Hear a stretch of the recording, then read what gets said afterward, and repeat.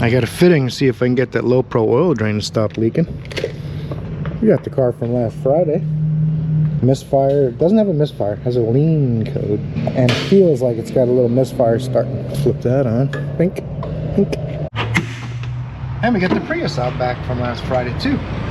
How you doing? Thanks for tuning in. We're going to spend a day in the shop fixing cars. I'm Jimmy. We are making it work. If you're new here and you're wondering what's going on, I'm going to take you to work with me today. Trust me, this is going to be all kinds of suspense, drama, intrigue, a little bit of comedy, whether it's buffoonery style comedy or legit funny stuff. One of the others possible, but I know one thing.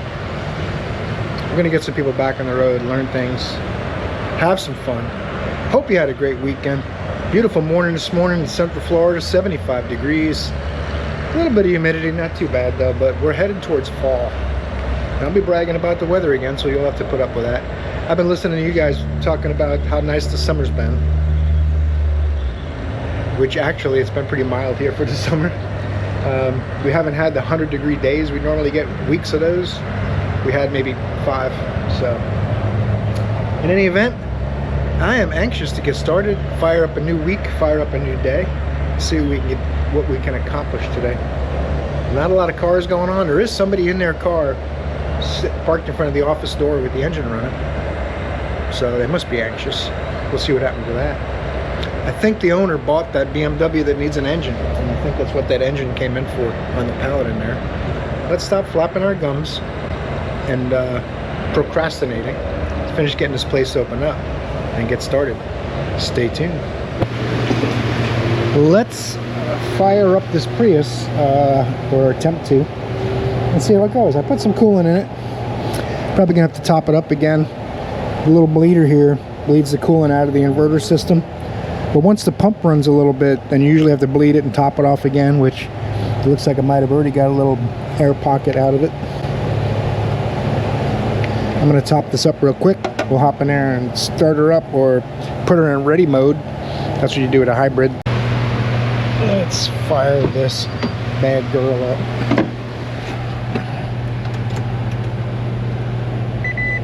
Ready. Got to air up the tires too, apparently. I'll let it run a minute. Get this wiper cowl area buttoned up while it runs.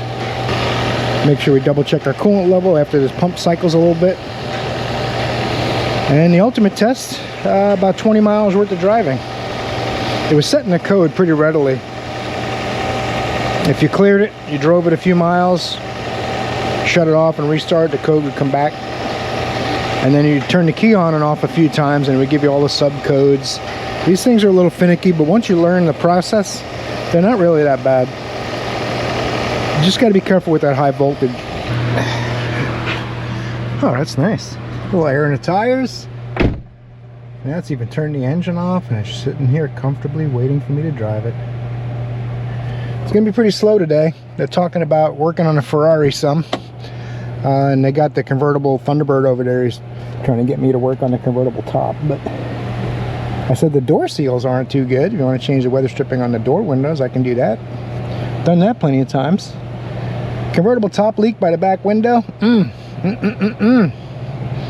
Just not a productive use of time to do that kind of thing out of your wheelhouse. It's like if someone said to me, "Can I bring my car in so you can stitch me some new seat covers?" I'd be like, "No." Take it to an upholstery shop. Can I figure it out? Probably. I know you cut all the pieces apart and you unfold them where the threads are, and all these individual pieces have to be made, sewn backwards and flipped over. But have I done it? Nope. Anyway, I'm gonna button this up, take it for a drive, and we'll continue on it if we get any more pesky lights. Oh, I gotta find some push pins for this too. There was none, but I feel better putting a couple in now that we've been working on it for a month or two. Well, it hasn't been that long. I'm exaggerating a little bit. I don't think she wants to fix this Chrysler, but I'm going to fire it up. You can hear a cold start, and I'm going to put it in the grass.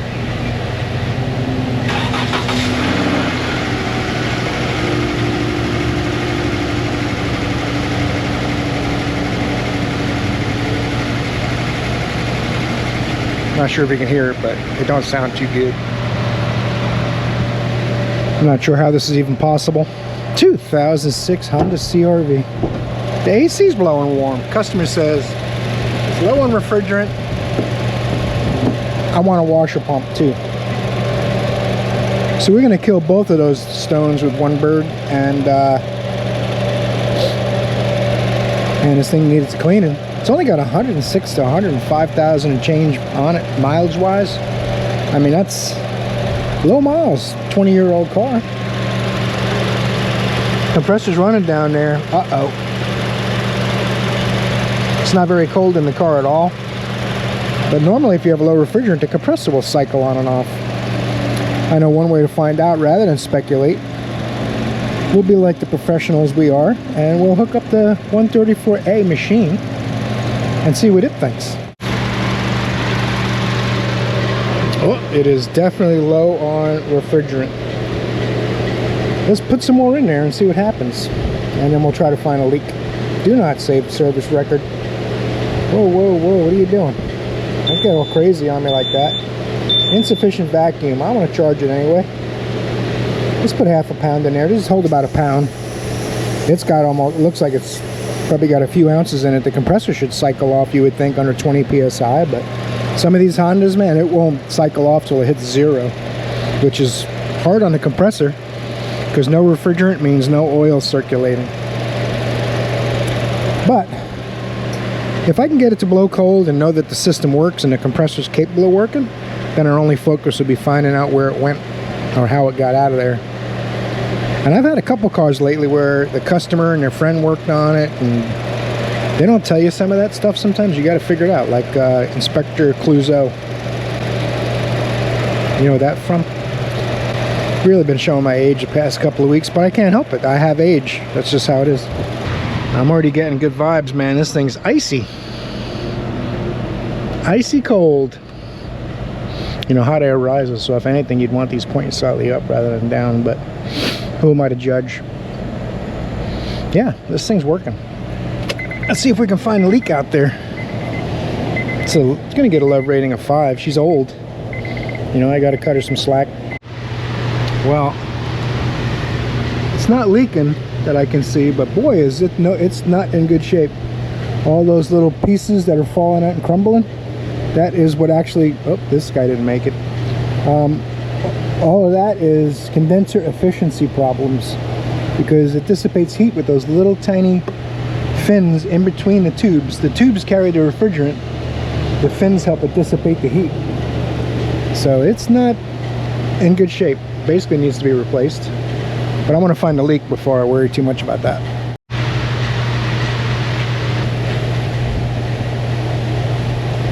That's not a good sign. You guys might not be able to see without the glasses.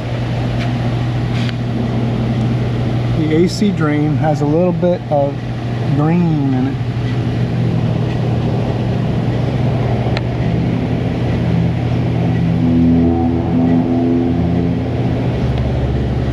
Not sure if that'll show up, but that is the only thing I can see AC related. Of course, we got other issues going on, so we're gonna have to do an inspection, write a couple things down. Looks like the evaporator's leaking. Everything else is looking great. Tons of corrosion and stuff, like that condenser coming apart, that's from corrosion. That's paint mark on the bolt. Nice and yellow that one is, but it's not leaking refrigerant out of the bolt, I'll guarantee you that. Alright, that's the only thing I can see. So we're going to do an inspection on it, see what the customer thinks about it. Sometimes they'll say, well, let's see how long it stays cold, and it might go a year. But it's got a little bit of a leak from the evaporator.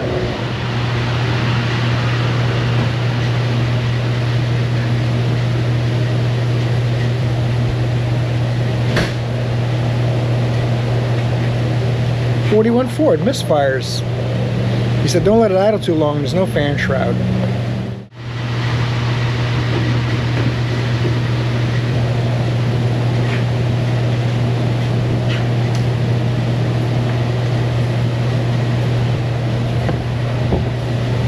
Customer said I did plugs, wires, cap, and rotor, and it still misfires sometimes.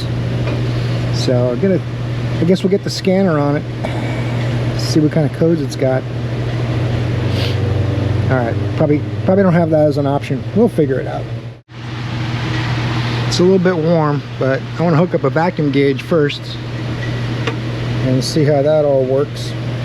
Make sure we got good mechanical engine vacuum with no issues in valve train. A lot of times on these things, it'll just round off a cam lobe and start to misfire and pop through the carburetor or weird things like that. So wires rubbing on the steering is probably not helpful, but I'm sure he's aware of that. Let's fire it up.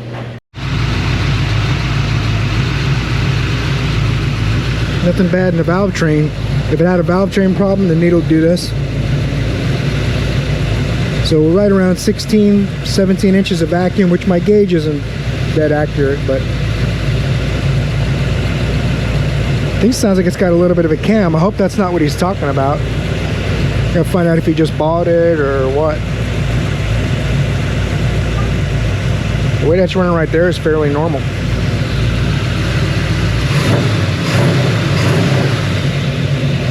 Not sure. I'm gonna have to have a chit chat with the customer. He's walking around in and out helping me, so he's waiting for it too. So he's been trying to figure out why it's misfiring. Wants it looked at real quick while he waits. Personally, I'd have said you have to drop it off with us, but we're kind of slow, so I guess that's why. We do what we got to do to make it work, baby. Well, if my timing light is working correctly and that pointer's in the right spot, it's got about 38 degrees of timing at idle. So that could cause a problem. Unless the distributor's locked out, and that's what the timing is all the time, which that's a racing thing. You normally don't do that in a street-driven vehicle, but yeah, I'm gonna have to see if he wants to mess with timing and stuff like that, or if he's pretty confident where it's at. When you do these hot rods, that's why I made a shirt. It's hot rod stuff. You have no idea what someone else has done, what their plans are, if they have a stock. This is obviously HEI, Chevrolet engine, 41 Ford. Got a Chevrolet steering column with a Ford emblem on the horn pad. It's like an S10 steering wheel or something. So you don't know what they've done. They've done so many modifications that basically whoever built it is the only one that really should work on it, because they know all the custom stuff they did. So to figure out in an hour, it should be interesting. I got about 30 minutes in it so far. Let me go talk to him and see what he wants to do with this timing thing I'm seeing. Yeah, 33 degrees is where I thought the zero was. I didn't mark everything ahead of time, and that's exactly where the zero was. So it wasn't 38, it's 33, which is about total timing you want at around 2,500, 3,000 RPM. All right, we'll come back in a second.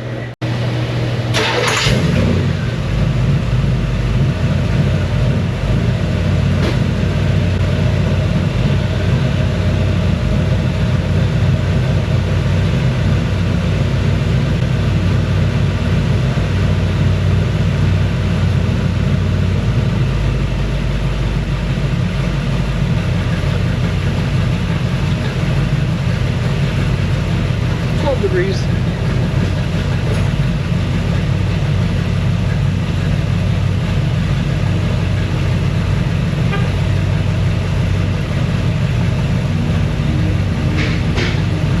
We'll verify our timing marks.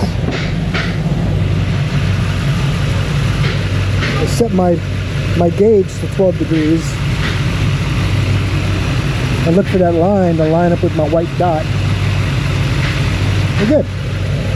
I'm gonna let the customer drive it himself and see what he thinks. We're gonna try out this Kkseven's KS01. We have got a frozen tie rod jam nut, and someone else has boogered it up pretty bad. I have done a little bit of it, trying with my adjustable and with a monkey wrench and a pipe, and it will not turn. So we're gonna use the inductive heater to heat this nut, see if we can get it to turn that way. I'll wrap this around one loop and then install it in the tool, and we'll come back seeing how it does. Get that position pretty well. I plugged it in and a fan turned on inside it, but I'm not pushing any buttons.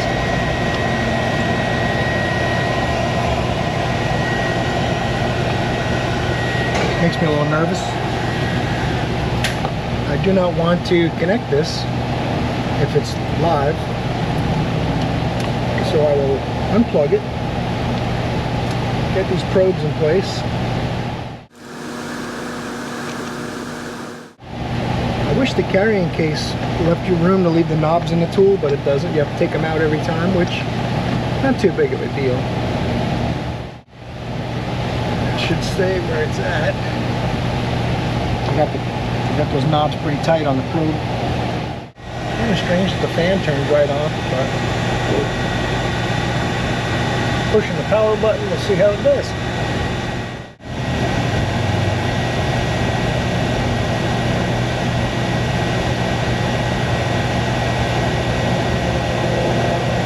That smoke is a good indication that it's getting hot.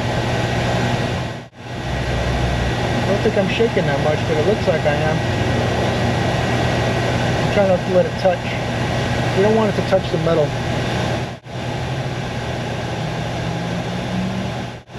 It's actually supposed to be banging atoms around under magnetism to make heat.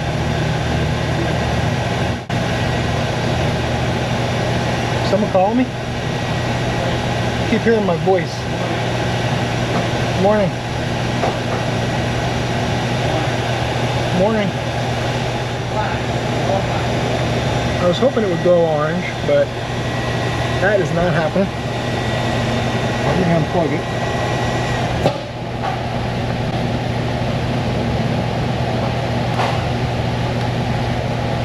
I'm going to try to see if I can turn that nut now.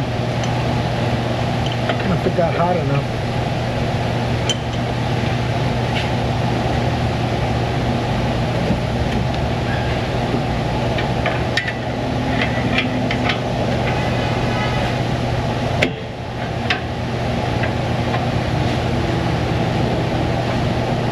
Nope.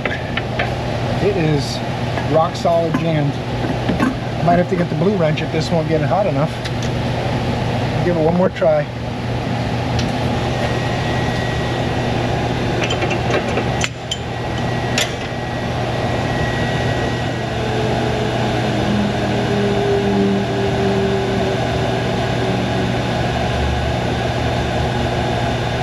You don't want to touch that probe for sure.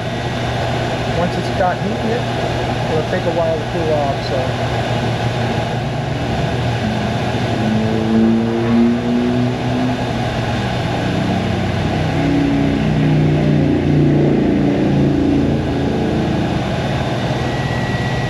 Spray some of this on there.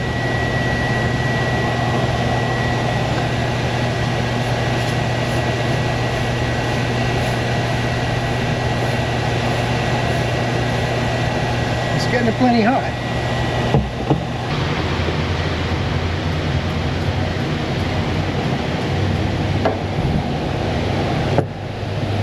I'll tell you what, it definitely got it hot.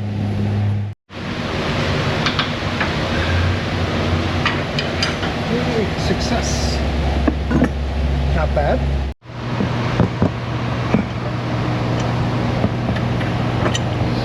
It turns, so it is not happy about it at all, but a little inductive heater got it hot enough that we broke it loose. The nut's already been destroyed, like I said, someplace else. He told us they couldn't align it.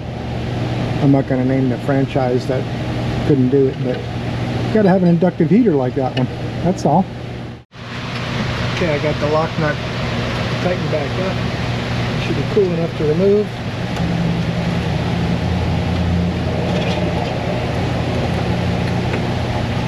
These universal ones I only use when I have to, because they do have a lifespan. You're bending and unbending them, and eventually they're going to break and you get new ones. But this comes with quite a selection of them, so a lot of them you have to buy these all separately, and this is around $130, $150, I believe. But the only thing kind of weird to me is that the fan turns on when you plug it in. I wish the fan started when you push the button, but that's okay. We'll deal with it. It worked. That's most important. Just quick oil change in this here Jeep. It's got a problem with the wipers. Whoa, whoa, easy, Tiger. It's got a problem with the wipers too. We might take a look at that.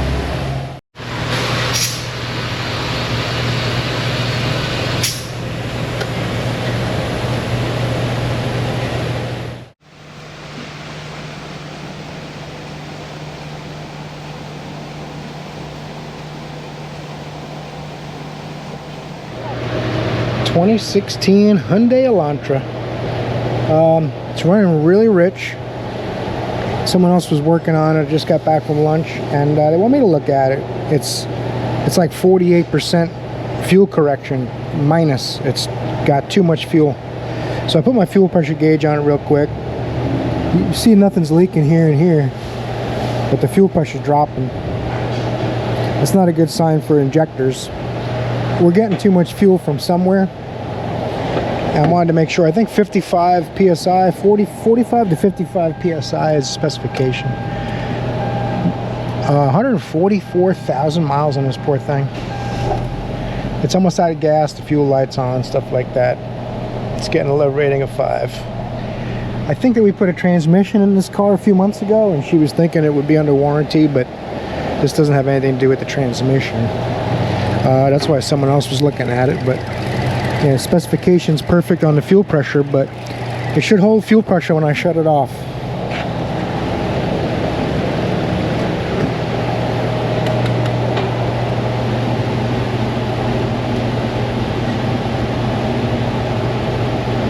So I'm willing to bet some cash that that is why it runs so rich, because injectors are leaking fuel when they're not supposed to be. Because the fuel's going somewhere and we don't have any leaks. So I got to let them know we need to pull that fuel rail out and take a look at it, see if she wants to get into that. Could be one or more, could be all the fuel injectors. Someone could have contaminated the fuel system with something. The fact that it's almost out of gas is concerning too. We're going to definitely put some fresh gas in it. We'll see if they want to look any further on this thing. Seems pretty simple, right? It's still going down. Sometimes when an injector leaks, it'll be when the pressure's high, and it'll leak to a certain pressure and stop. And sometimes they're all carboned up and they just keep leaking because they stick open.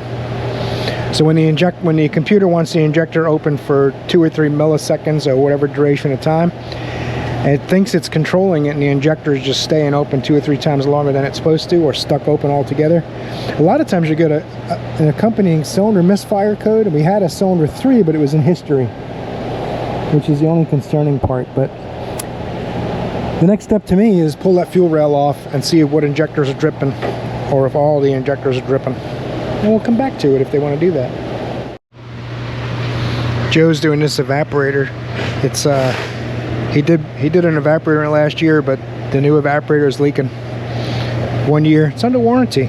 Good thing, huh?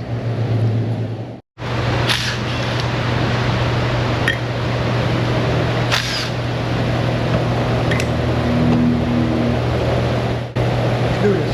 You know what's gonna happen. Just do it.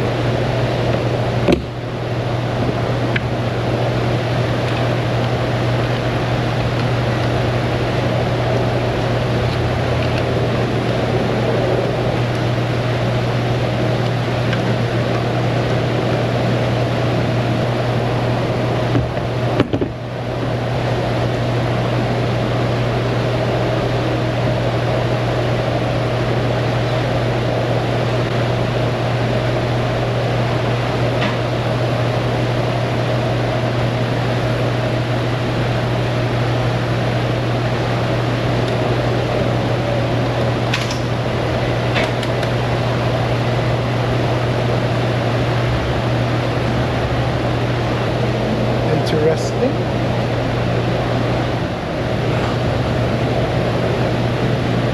Oh, I was hoping it would be easier to spot one, or all.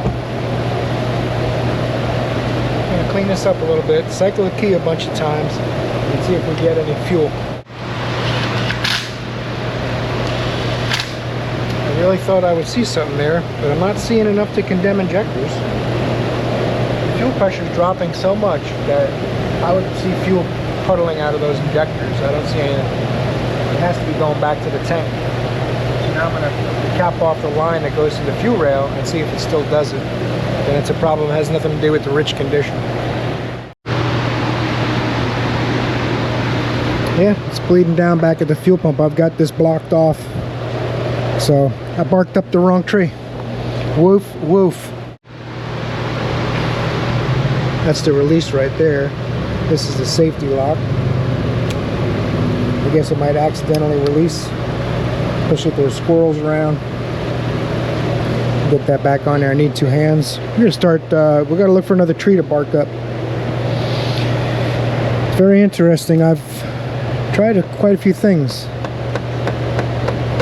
We'll come up with something on it. I don't think the air filter would cause it, but that sure doesn't look good. I don't assume someone else checked it. Okay, now I'm in my manifold vacuum. I want to see if we have low engine vacuum at idle, because the fuel trim does get quite a bit better when we pick up our engine speed. It's acting like it's got a cam in it.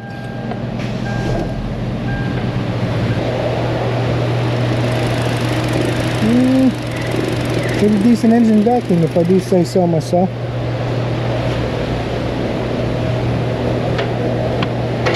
Ugh. 63 degrees air temperature, that's not right.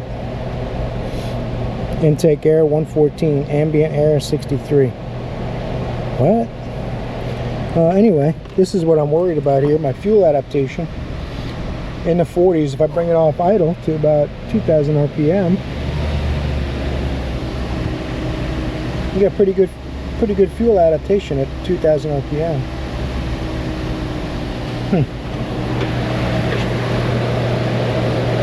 Looking at my vacuum gauge, see if that changes. Well, we know it needs an air filter. We got somewhere. Now, I'm getting a little more aggressive. Going into vacuum weight, see if it messes my fuel trim.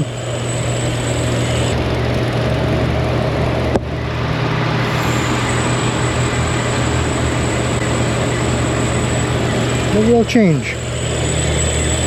That's conflicting.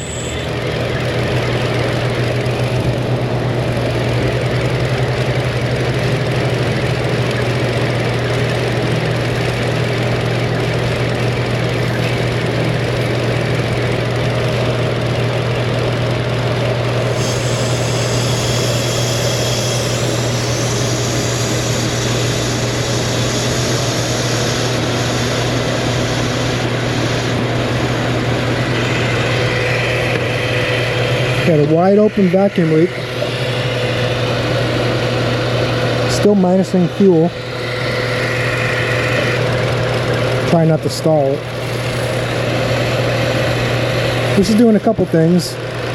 I have tried disconnecting the air fuel ratio sensor just to see. Didn't make a difference. So in backup fuel, it still runs a little weird like this. Still runs rich. There's no gas in the oil. We've eliminated that. We've eliminated leaking fuel injectors. The fuel pressure does drop off, as we saw with our fuel pressure gauge. Our engine vacuum's pretty good. I'm going to try disconnecting the battery and doing a hard reset of the fuel trim. I've done it in the scanner with no difference. I'm going to try it with the battery. I'm going to get hardcore and see what this thing does for fuel trims after that. It could be showing this fuel trim correction and making it run bad because it's not true. So disconnecting the battery will help eliminate that possibility, or at least narrow it down. Let's use our retractable leads, black to black, connect the positive and negative off the battery, let it sit that way about 10 minutes, hook everything back up, and we'll see if that made any changes. The computer might be pulling fuel away when it doesn't need to because of some glitch in the matrix. If you guys saw a black cat, let me know. If this doesn't work after 10 minutes or so, jumped out, the air fuel ratio, as I'm leaning heavily towards that at this point, because when I unplug it, it runs in backup fuel trim, but that doesn't mean, I tried unplugging it, resetting fuel trims. It really wants to see that information, and if it's been adapting because of a bad sensor, I'm not really sure. This may help with that too. But I can, now that I got the air box out and the air filter out, I can spray and added fuels while it's running and make sure that the 2 air fuel ratio sensors, or oxygen sensor and air fuel ratio sensor, respond. If the added fuels cause it to get rich and stop correcting, then I actually have a rich condition, then we definitely have a problem with those sensors. But we'll get to that after we try this part. Alright, key on, engine off. Lambda 1.0, cam positions, fuel adaptation 0, part load bank 1 adaptation 0, intake air temp Manifold pressure. That should be 14 psi, no? Internal resistance of downstream O2 sensor 65535 ohms. Internal resistance of upstream 16383. That's interesting.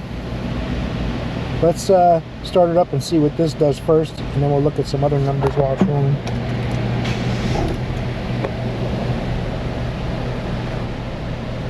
Running pretty good right now. Whoop, there we go. It's in fuel trim.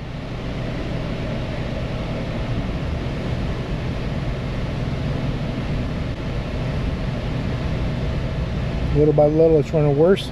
The more it starts correcting the fuel, the worse it starts running. It was running pretty good till it went into fuel correction. O2 sensors are warming up. Resistance is changing a lot. The front one is also less than half what the rear O2 sensor is. Fuel correction is rising, kind of. Well, I'll tell you what, it is not running too great. Oh, the fuel light is getting really mad now. It's blinking. So we probably don't have much gas left. It's going to run out of gas soon. Then the fuel trim will be good. Sneaking its way up. Let's put it in graph mode. I'm going to bring up the engine speed.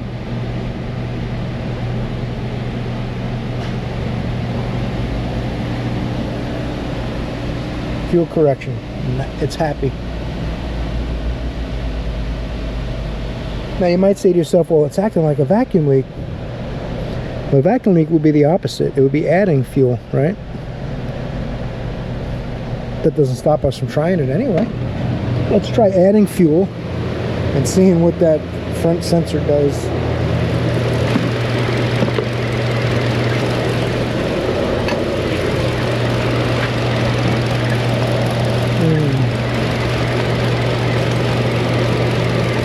Listen here, man.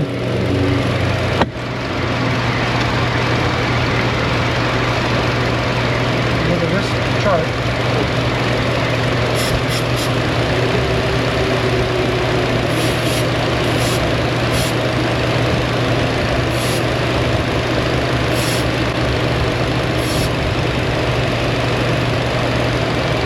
It's running better, but it's saying it's too rich. Now it'll start running worse. And it's less fuel correction than it was running good. There's more fuel correction.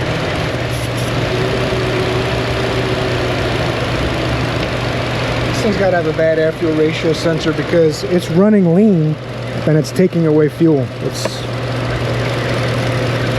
I'm feeling like I want to put one of those sensors in there. It's right there. It's really easy. I'll take it back out if it doesn't fix it.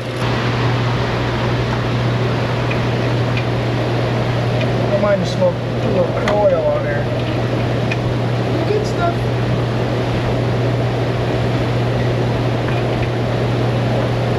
She's actually here waiting for this too. I said, "Is that her car?" She's waiting the whole. She's been here like 4 hours. But we're doing what we can. She might have to get Ubered. We're still testing. I'm going to put an air-fuel ratio sensor in it. We'll see how it goes. It's a little. Come right out.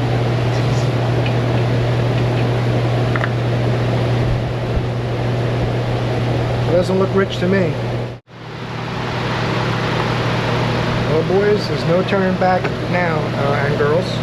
There's no turning back now. I wanted to really get the scopes out and really impress everybody. Jeez, man, let go. I wanted to be really impressive with the diag, and I just don't have time because she's waiting. Let's do it. Testing with a part is not as fancy, and you get a little bit of hate on the internet, but I can deal with it. I'm trying to make a living. I'm not out here trying to impress everybody with how brilliant I am. I'm frankly not that smart. Let's see if we can snug it up.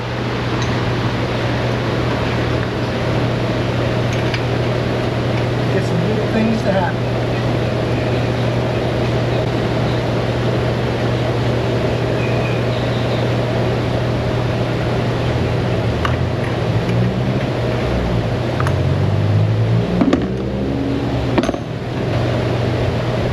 what happens now. Alright, keys on, engine's off. It shows minus 25 just based on what it was last time, I guess. Let's fire it up and give it a minute. It's actually running pretty decent right here. And would you look at that?